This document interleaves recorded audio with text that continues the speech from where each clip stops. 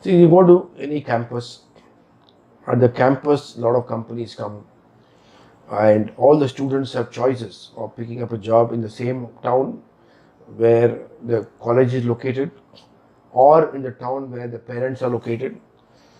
The third option is to work in a new city.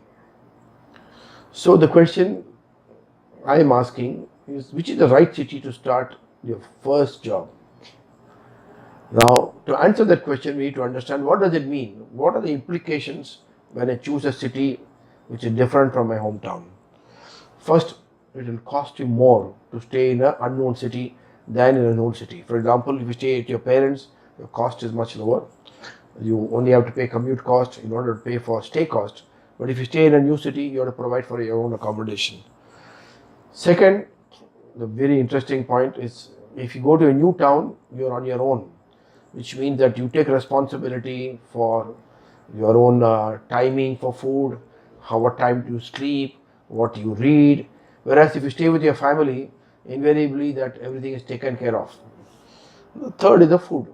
Obviously, home cooked food is better, mother's cooking is better, but the fact is that if you go to a new town, especially in a town where the food doesn't agree with you, for example, a South Indian goes to Gurgaon, the first thing is to get used to parathas, which is very different from being used to rice.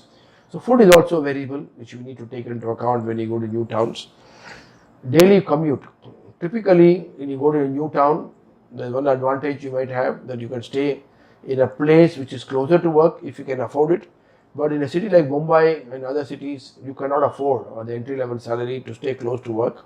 So you'll end up traveling long commute times. So commute is also another variable which impacts you when you work in a new town.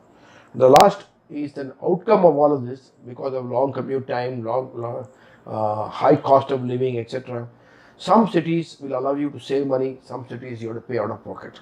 So these are the five dimensions, or five areas of research we need to do before we decide which city should I start my first career. There again, one, what are the money that I get and what are the cost of living? Second, can I stay on my own, or what are the advantages and disadvantages of staying with my parents versus on my own? Can I adjust to the food?